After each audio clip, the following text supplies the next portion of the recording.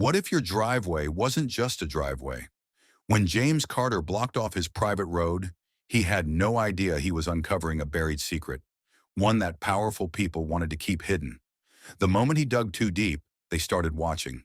A sealed underground bunker, vanishing records, unmarked black SUVs circling his home, and a past that was never supposed to resurface.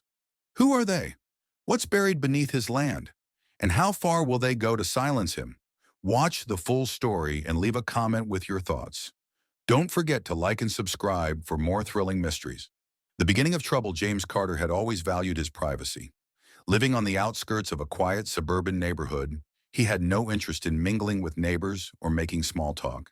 He enjoyed the peace, the silence, and the ability to go about his business without interruption.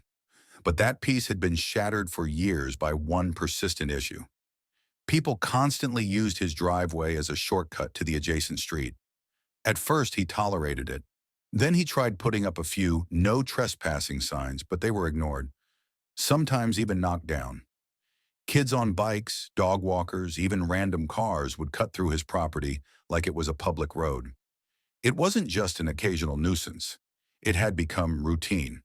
But what pushed him over the edge was the night he found tire marks on his grass, along with an empty beer bottle left near his garage. That was it. Enough was enough. The first signs of trouble. James spent 2 weeks installing a reinforced steel gate at the entrance of his driveway, complete with a heavy-duty lock. If people wanted to get through, they'd have to find another way. But the moment the gate was installed, trouble started. The first knock came before sunrise the next morning. Bang, bang, bang. James groaned, rolling out of bed. He wasn't expecting visitors, and he definitely wasn't in the mood for conversation. He peered through the peephole. Lisa Adams. Damn it. Lisa was the self-appointed ruler of the neighborhood. Middle-aged, nosy as hell, and a professional complainer. If there was a problem, Lisa made sure everyone knew about it, and if there wasn't a problem, she created one. James opened the door just enough to see her standing on his porch, arms crossed, eyes blazing with fury. "What the hell, Carter?" she snapped. "You can't just close off the driveway like that." James leaned against the doorframe, rubbing the sleep from his eyes. "Lisa, it's my driveway. I can do whatever I want with it." Lisa's face turned red. "Do you have any idea how many people use that road? You're cutting off access to half the neighborhood." "No, I'm cutting off access to my property." "You're being unreasonable," she shot back. "What if there's an emergency? What if an ambulance needs to get through?" James pointed to the actual public street just 20 feet away. "Then they can use the damn road like normal people." Lisa wasn't backing down. "This is a community issue, and I'm going to—" Red and blue lights flashed against his porch. James blinked. "You called the cops?" Lisa folded her arms smugly. James sighed as a police cruiser pulled up, 2 officers stepping out. One was older, stocky, with graying hair. His badge read Sergeant Mitchell. The younger one, Officer Daniels, looked like he was fresh out of the academy, still adjusting his belt as he approached. Mitchell took the lead. "Mr. Carter, we received a report about an obstruction on a potential public access road." James exhaled sharply. "It's not public. It's my driveway. Private property." Lisa cut in, practically foaming at the mouth. "That's a lie. That road has always been open. People use it all the time." "People use it because they don't respect property lines," James snapped back. "That doesn't make it theirs." Daniels, flipping through a notepad, glanced at a thick folder of documents sitting on James's patio table. "Do you have proof of ownership?" James picked up the deed, held it out. "Right here. This driveway has been private property since the house was built. Nothing's changed except I finally got tired of people treating it like a public highway." Mitchell skimmed the papers, then looked back at Lisa. "Legally, he's right. If it's private property, he has the right to restrict access." Lisa's mouth fell open. "What? Are you serious?" James smirked. "Told you." But Daniels wasn't satisfied. He studied James carefully. "With all due respect, sir, why now? Why close it all of a sudden?" James hesitated, because a week ago he found something. The discovery. It started as a simple project. James had been planning to expand his workshop, which meant digging up a small patch of land near the back of his property. His shovel had only gone about a foot deep when it hit something solid. At first, he thought it was just a rock. But when he dug around the edges, he realized it wasn't natural. It was concrete, smooth, reinforced, deep. Curious, he kept digging. An hour later, he had uncovered what looked like the edge of a sealed tunnel, buried beneath decades of dirt and neglect. And that's when things started happening. That night, his security cameras caught something strange. 2:37 a.m., two men dressed in black walked down his driveway. They weren't neighbors.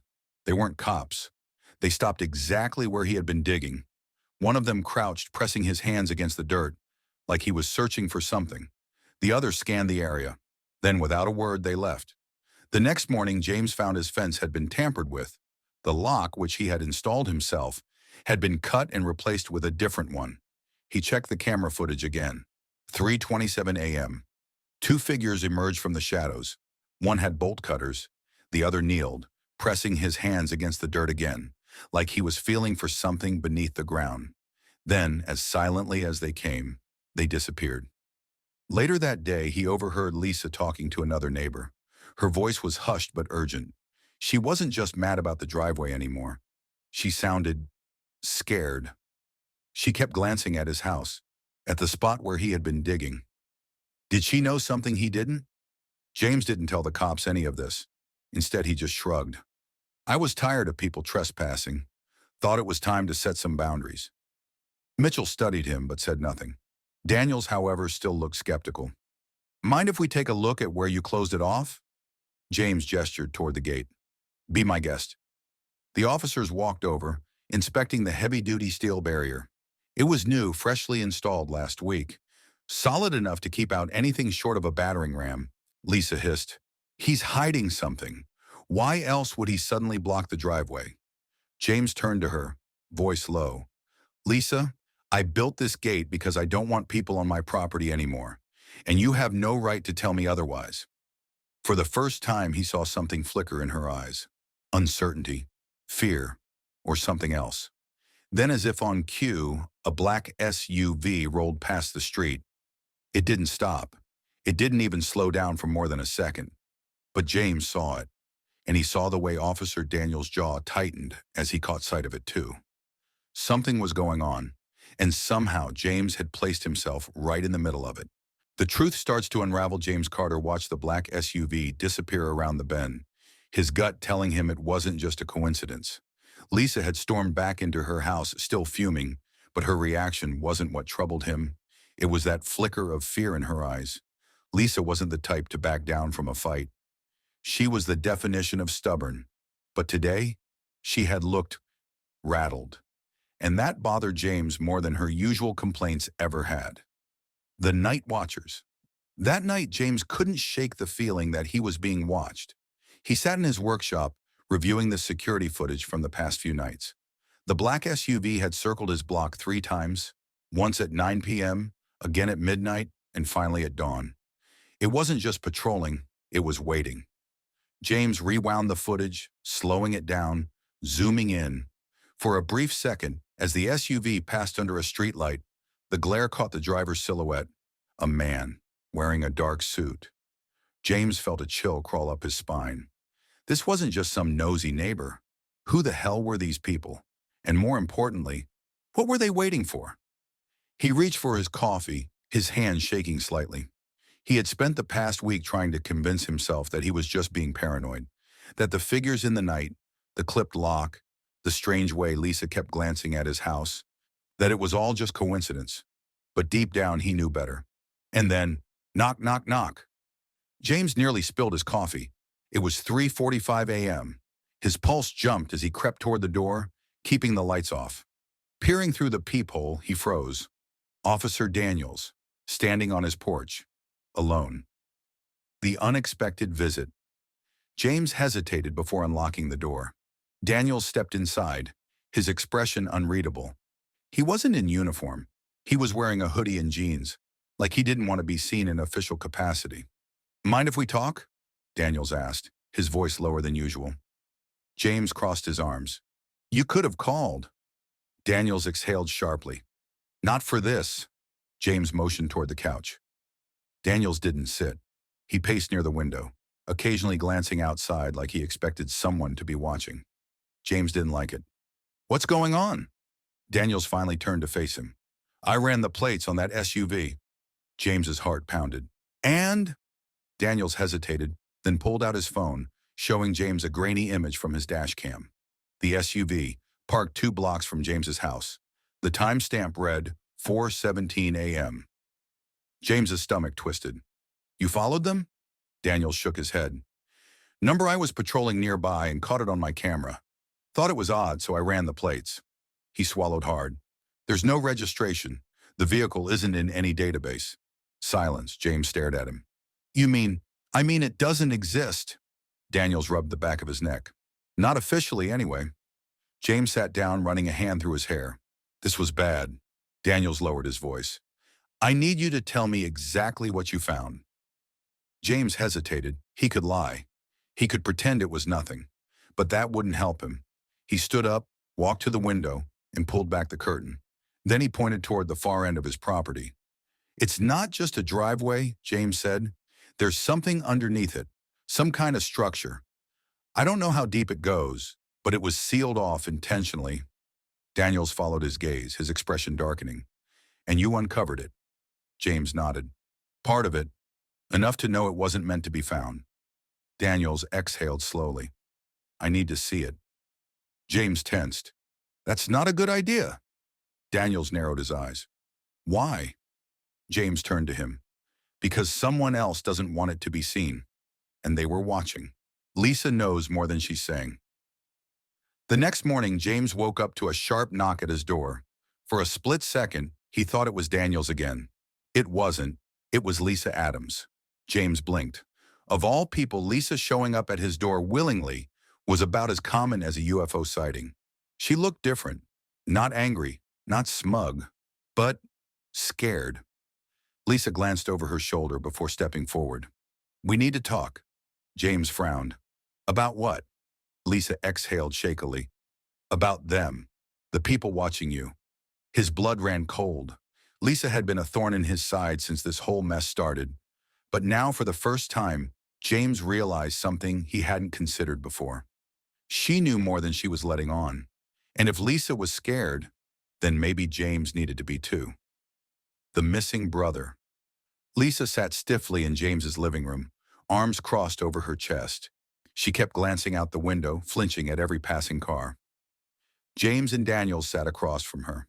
Daniels spoke first. Tell us what you know. Lisa swallowed hard. I don't know exactly who they are, but I know they've been watching this place for a long time. They don't like attention, and they definitely don't like people asking questions. James studied her carefully. And how do you know that? Lisa hesitated. Then, reluctantly, she answered. My brother, she said quietly. He used to work in real estate development. A few years ago, his company was hired to assess land values in this area, including your property. James frowned. So? Lisa's hands tightened in her lap.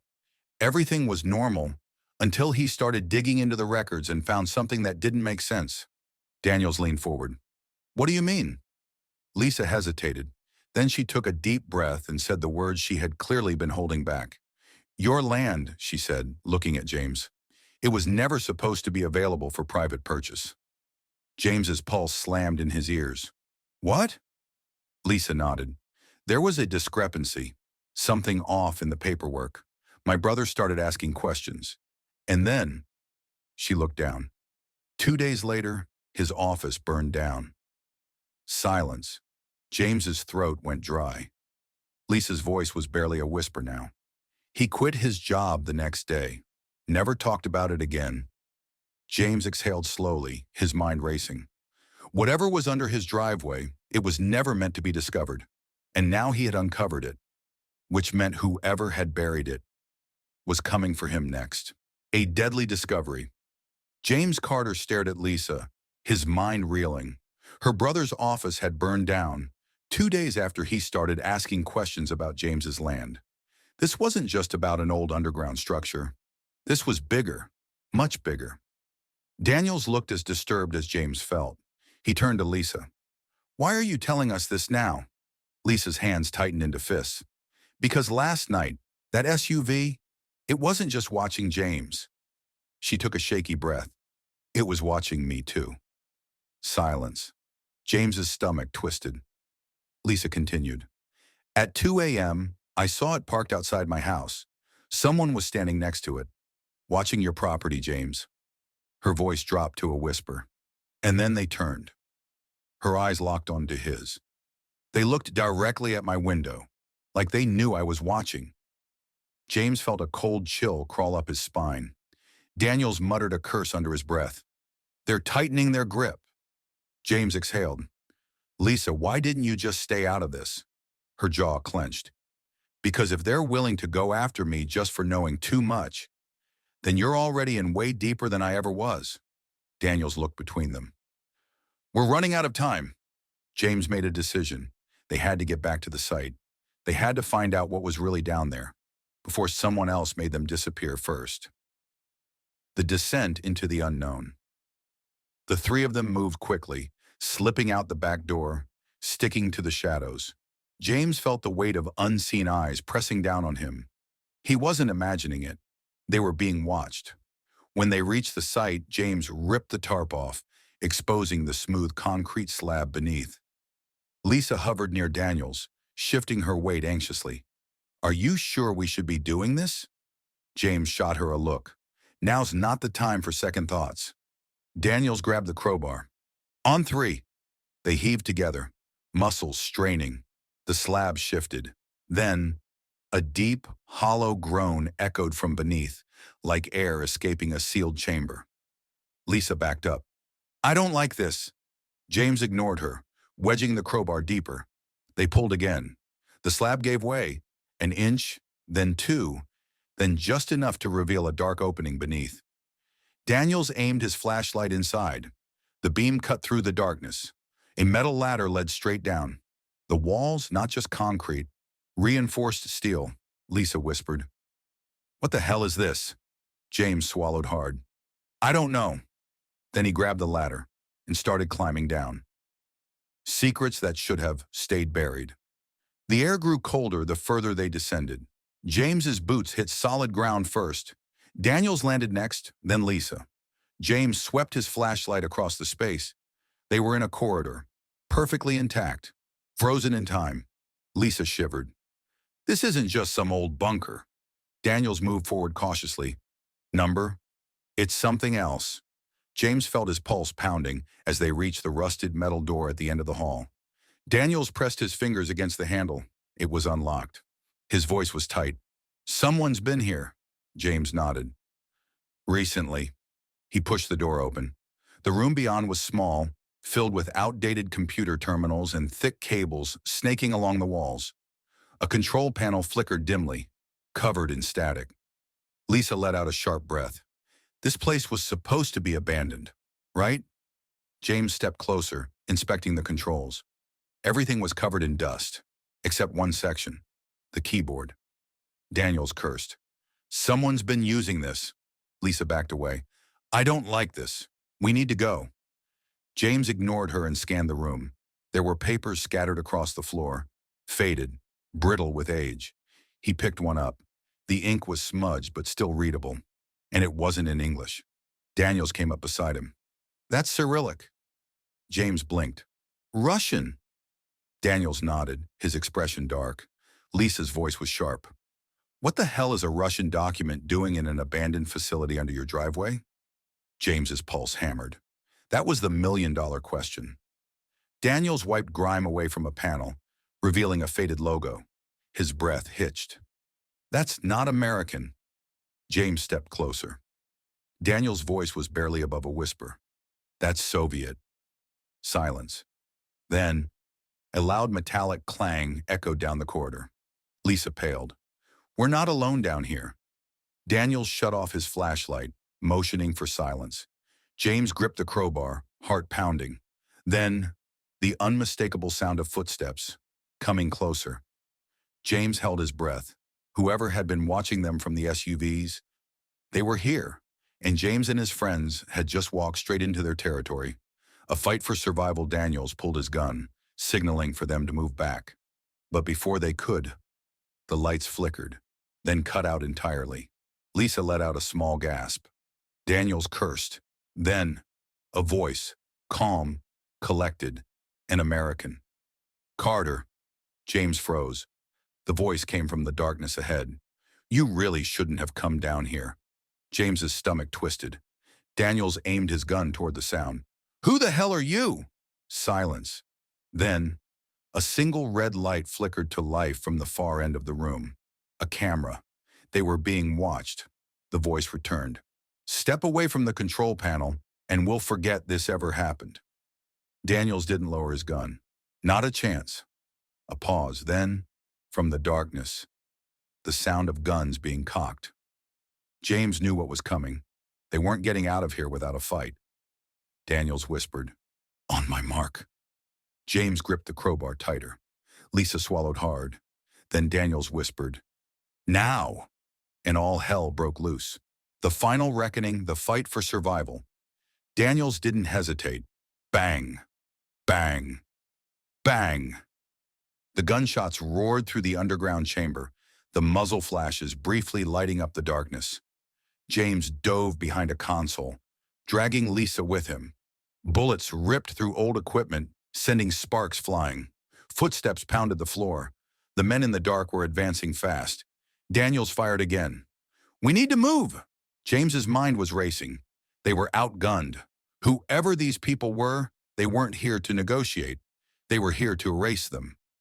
James spotted an old vent shaft along the far wall, barely large enough for a person. It was their only chance. He turned to Lisa. "Crawl through that vent, now!" Lisa hesitated, eyes wide with fear, but a bullet ricocheted off the metal near her head, snapping her into motion. She scrambled inside. Daniels covered them, but James saw his clip was running low. They weren't going to win this fight. James grabbed an old fire extinguisher nearby. He took a deep breath, then hurled it toward the attackers. Boom! The extinguisher exploded on impact, releasing a thick white cloud, blinding everyone in the room. "Go!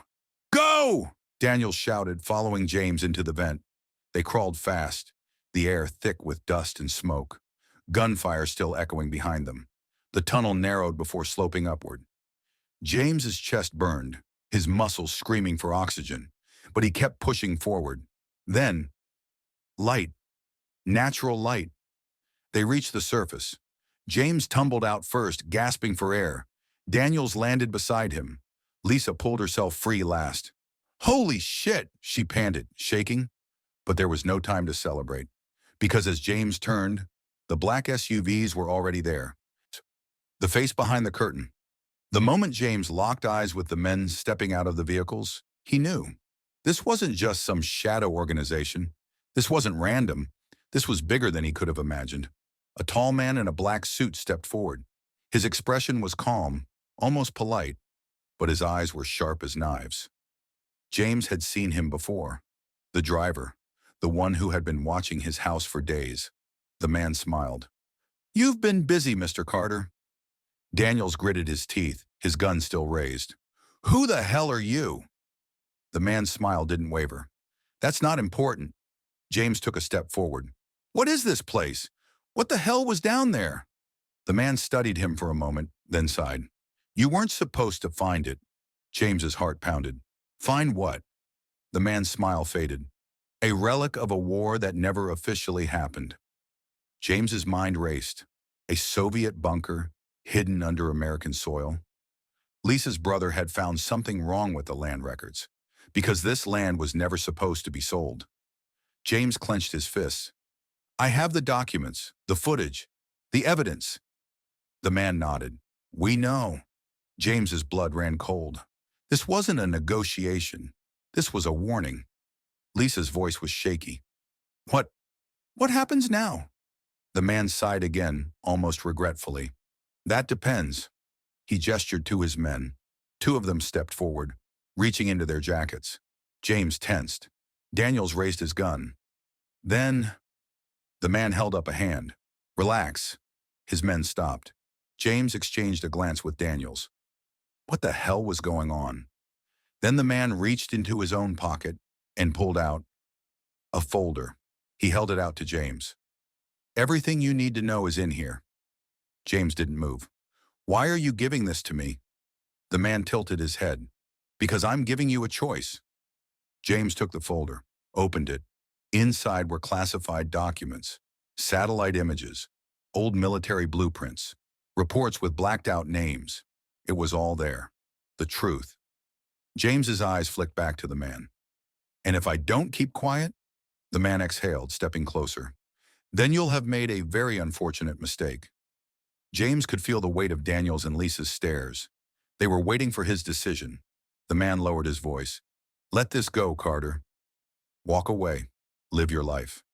James's fingers tightened around the folder. He had spent his whole life wanting answers, wanting the truth, and now he had it. The question was, what was he going to do with it? The decision. For a long moment, no one moved. James looked at the folder, then at Lisa, then at Daniels. Then he nodded. The man smiled. Smart choice. He motioned to his men. They stepped back into the SUVs. Engines roared to life. The vehicles drove away. Lisa let out a shaky breath. Jesus, what just happened? Daniels exhaled sharply. We just walked away from something way bigger than us. Lisa looked at James. Are we really letting this go? James was still staring at the folder.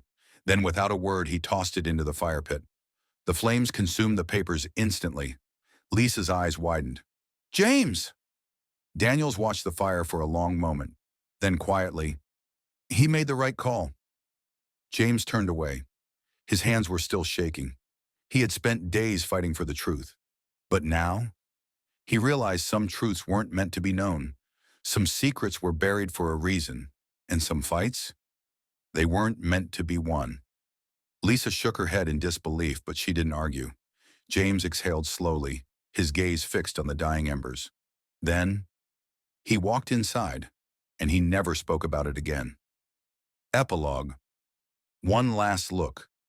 Days passed, then weeks. James's life went back to normal. No more black SUVs, no more shadows in the night. Lisa stayed quiet. Daniels transferred to another precinct. Everything was fine, until one morning James stepped onto his porch and saw a single envelope taped to his front door. No return address, no markings. Just 3 words written on the front.